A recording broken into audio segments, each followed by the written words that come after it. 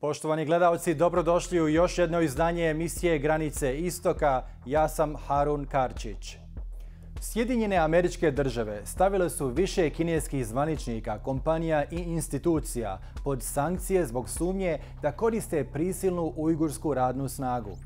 Te kineske tekstilne kompanije su dobavljači pamuka za neki od vodećih modnih kuća, a pamuk se proizvodi u tekstilnim fabrikama gdje prisilno rade ujgurski muslimani.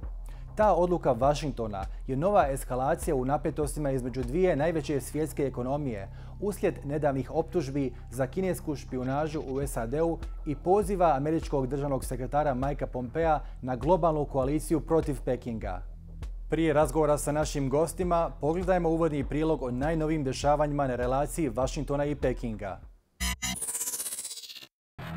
Bilateralna trgovina Amerike i Kine iznosila je prošle godine 737 milijardi dolara. Amerika je Kini izvezla proizvoda vrijednosti 179,3 milijarde, a iz Kine uvezla proizvoda vrijednosti 557,9 milijardi dolara. To znači da je deficit u američkim proizvodima i uslugama iznosio 378,6 milijardi dolara. Kina je trenutno najveći trgovinski partner Sjedinjenih Američkih Država. Ali zbog čega je došlo do rasta u tenzijama između Kine i Amerike? Više je razloga. Koronavirus je jedan od njih. Američki predsjednik Donald Trump je optužio Kinu za netransparentnost u borbi protiv koronavirusa, te je dodao kako Peking nije ispunio svoje obaveze prema Svjetskoj zdravstvenoj organizaciji i upozorio svijet na vrijeme. Zatim, trgovina.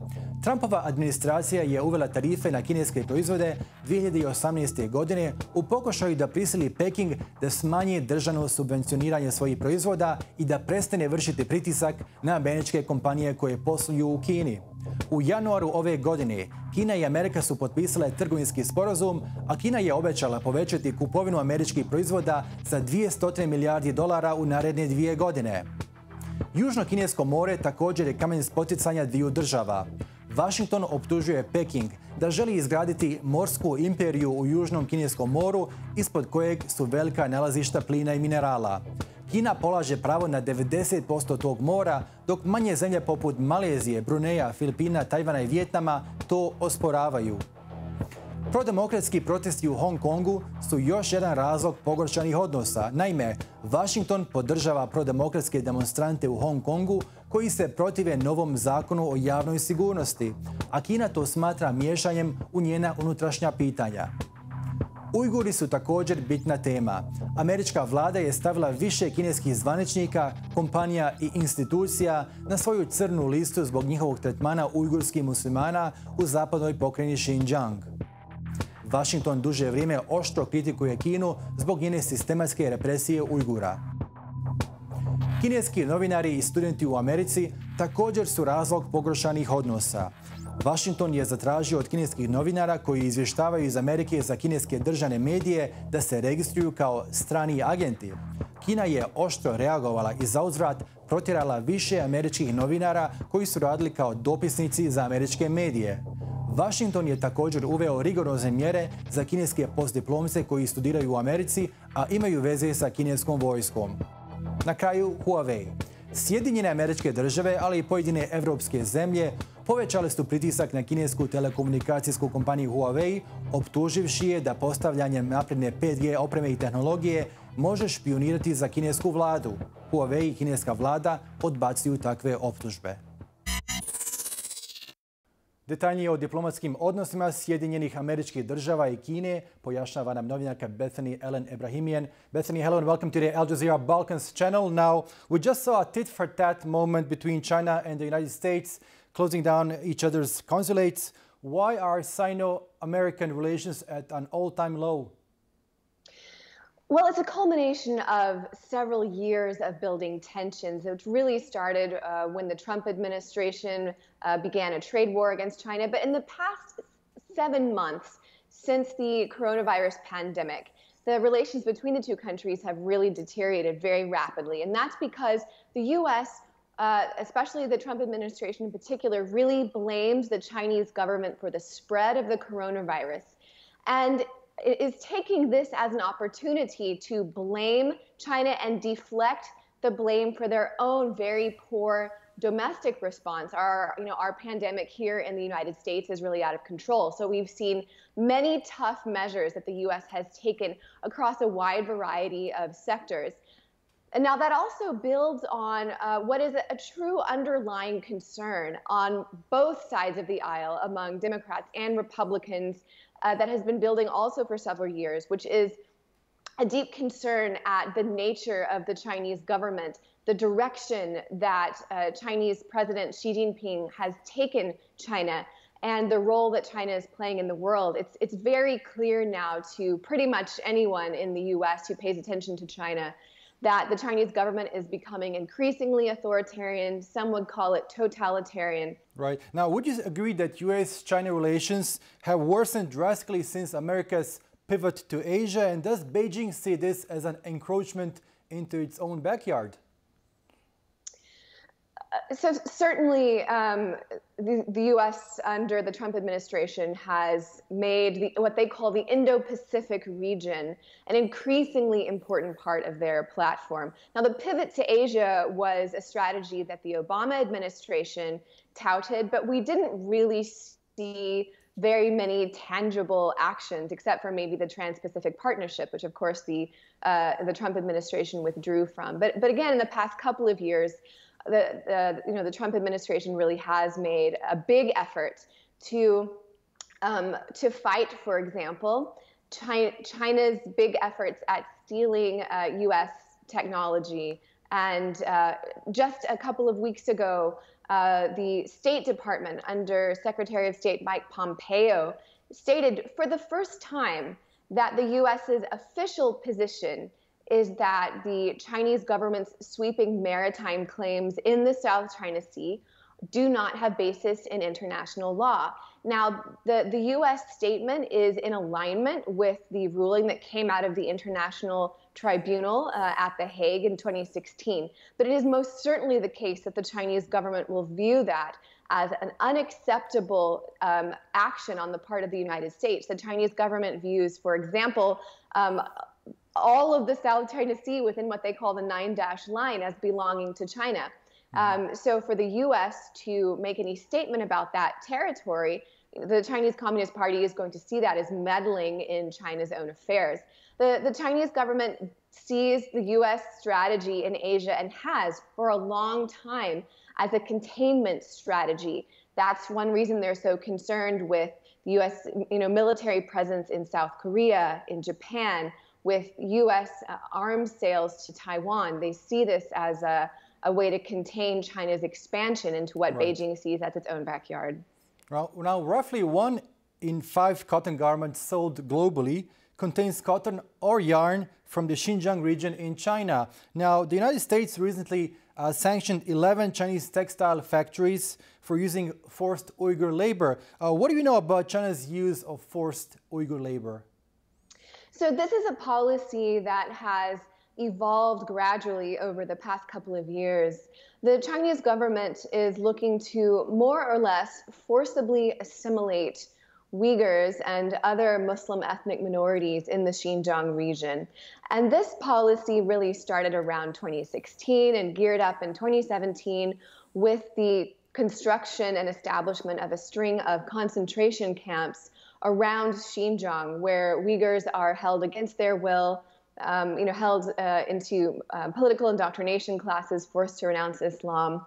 But those camps have come under enormous international scrutiny. And it seems that Beijing has transitioned to a policy of releasing some of these Uyghurs from the camps by surveillance, where they are not free to go where they want. They're not necessarily free to see their families.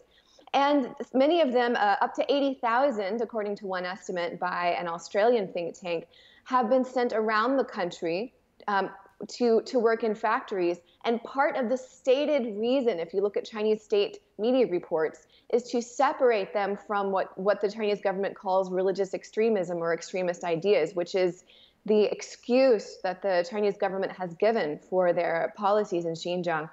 Now, what impact do you think, if any, will U.S. sanctions have on these Chinese officials, textile factories, and institutions that are involved in using forced labor?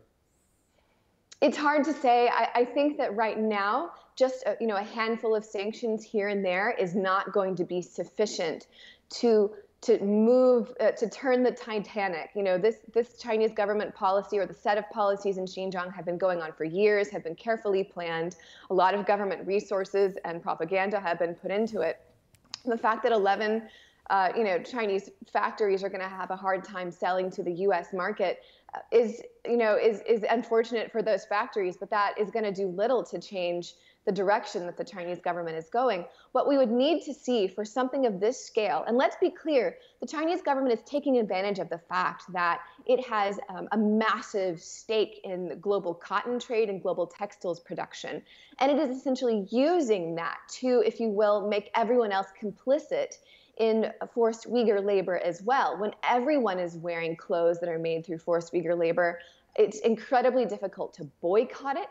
It's incredibly difficult to pass laws forbidding that import into your country. What we would need to see is a sweeping international coalition of countries, governments, civil societies, companies, and nonprofits that put up a very fierce fight against this. That is the only thing that will really stop it.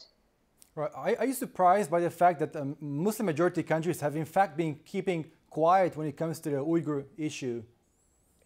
Let's be clear about this. So there are governments that govern Muslim majority nations, right? And if that's an important distinction, because you are correct to say that many governments over Muslim majority populations have been silent. But the more important distinction, and this goes for any country, regardless of where they are in the world, is what kind of system of governance they have. Generally speaking, democracies have been much more outspoken against China's human rights violations, whereas governments that are authoritarian have not been outspoken or have been totally silent.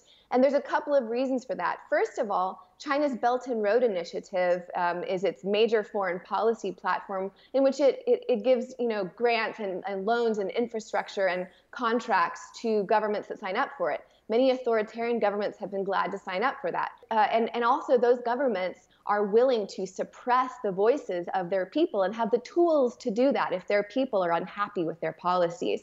But in democratic countries, there is freedom to criticize human rights violations. So for example, if you look at Indonesia, if you look at Turkey, these are countries that have some degree of freedom of speech, some degree of representative government, not perfect, but some degree. And in those countries, there have been marches, there have been demonstrations, there have been powerful indicators by the Muslims in those countries that they are very upset with what China is doing.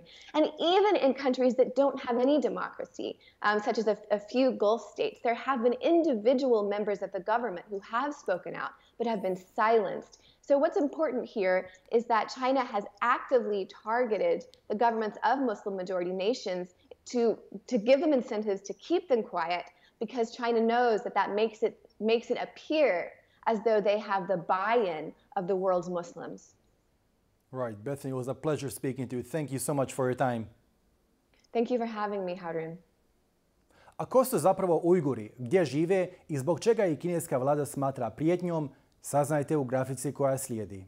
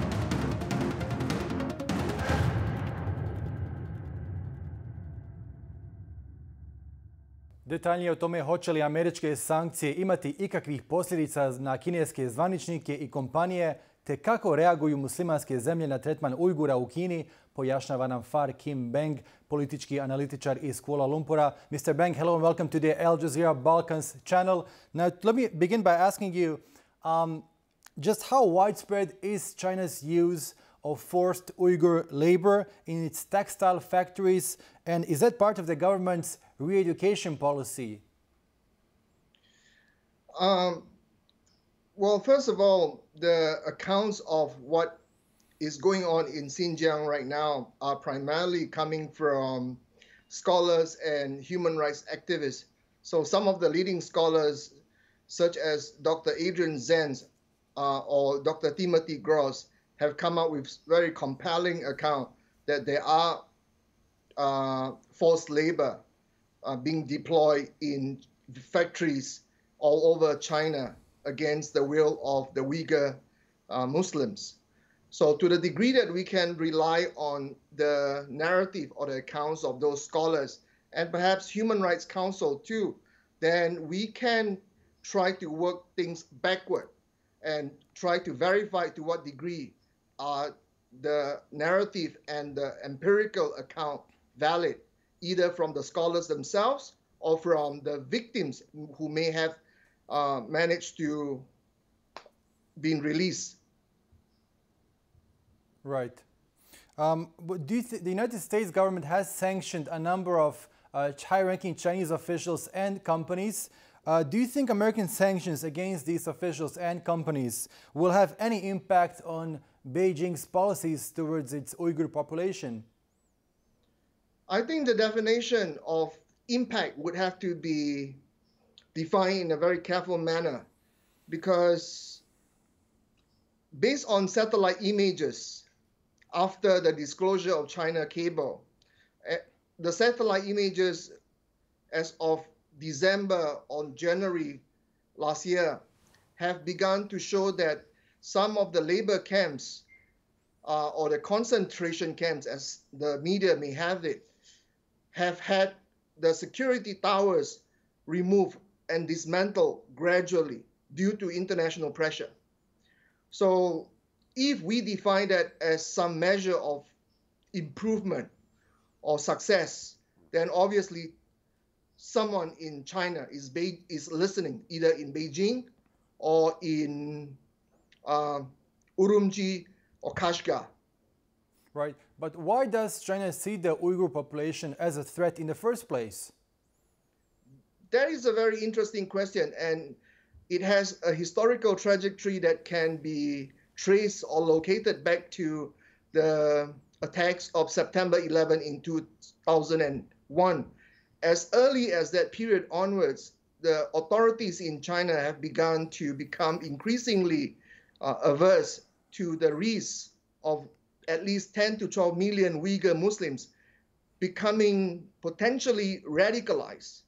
Now, however, when you have that problem, as in any countries with a predominantly large Muslim population, such as Indonesia or Malaysia or even Bosnia, then the right approach would be to try to police them, police the criminal element or the terrorist and radical elements accordingly. One should not impose have an iron-fisted policy of trying to de-radicalize them by putting millions of them into so-called de-extremism concentration camp, if I can put it correctly, because the Chinese phrase for the camps is de-extremism radicalization camp. Mm-hmm. Now, we know that the Xinjiang region lies on China's Belt and Road Initiative path, and that the region is very rich in natural resources. Does this play a role in China's attempt to, quote-unquote, pacify the region of any alleged extremism? Well, first of all, what you just characterized is extremely accurate. It lies almost in the middle of the Belt and Road Initiative up north. The area where the Urumqi people are mainly located are in the northwest, the southwest of China. Now, that is also almost at the center of the Silk Road. In fact, Kashgar is closer to Baghdad than it is to Beijing. Yet, China is trying to build multiple routes of the Silk Road to revive them in order to reach some kind of transcontinental arrangement. So, coming back to your question, is it a very important province? It's definitely one of the most important provinces of China, if not the largest. The issue right now is some of the officials that have had the experience of dealing with the Tibetan independence movement have been relocated to handle the Xinjiang issue. And if the Tibetan issue has been pacified, the Chinese Communist Party in China may believe that the same hardline approach is the exact parallel that can be deployed on the Uyghur Muslims too. The danger that comes in right now is that this issue may trigger or lead to what can be known as mass sterilization of the Uyghur women, which is very, very dangerous because that amounts to a contravention or the contradiction of the Geneva Convention that leads to accusation of cultural genocide. Mm-hmm. So China would like to avoid that. Right. And now, if they want to have a very successful Belt and Road Initiative. Right. Now, many Muslim countries have been rather quiet over the Uyghur issue. What do you make of that? Why have they been keeping quiet, and why have they not raised their voice for the plight of Uyghur Muslims? Muslim countries, when they are weak, and predominantly 57 Muslim countries are very weak throughout the Muslim world, they only trade at less than 5% among themselves. Or if I may rephrase it, their total contribution to the world global GDP is only less than 5%. When you are coming at such a very low threshold, it is extremely difficult for you to exert any kind of direct pressure on a big country such as China, especially one that has become an emerging dragon, so to speak, if I may use that phrase. So Muslim countries are quiet because they are aware of the benefits that they can gain from China. They are also very much aware of the benefits that they can get from the Belt and Road Initiative. However, I think Muslim countries are quietly trying to convey to the Chinese authorities that this is an issue that affects their groundswell sentiments, right, or the sentiments of the people on the ground. Therefore, right, China have to take this issue very, very carefully. Now, you live in Malaysia.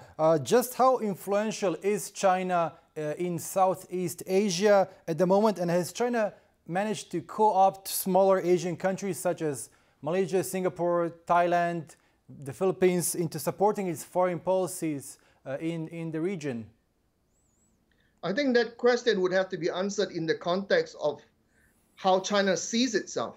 China sees itself as an emerging power, potentially a peer power or a preponderant power that can rival the United States or other powers that have always been the colonial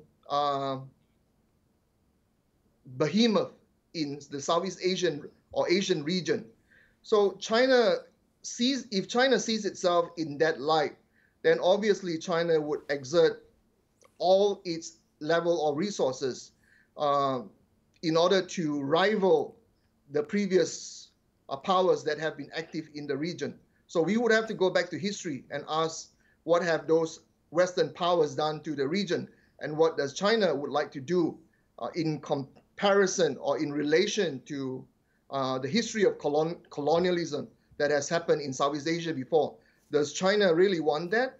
And if China proceeds in that direction, then as history shows, from 1945 onwards, Southeast Asia rose up against all the colonial powers and ended their hegemony collectively.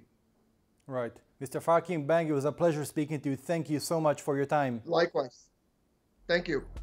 Američko tržište je najveće na kojem Kina plasira svoje proizvode, čija vrijednost obuhvata 17% kineske vanjske trgovine. Kina zasigurno ne želi ući u ekonomski ili trgovinski sukob sa SAD-om, ne samo zato što razumije da bi svako takvo sučeljavanje moglo prijeći u stratešku, a možda i vojnu konfrontaciju, već i zbog zabrinutosti za svoje snažne ekonomske interese sa Amerikom. Poštovani gledalci, bilo je to sve u ovom izdanju emisije Granice Istoka. Ako ste propustili bilo koji dio, emisiju možete pogledati na našoj web stranici balkans.aljazeera.net. Hvala na pažnji.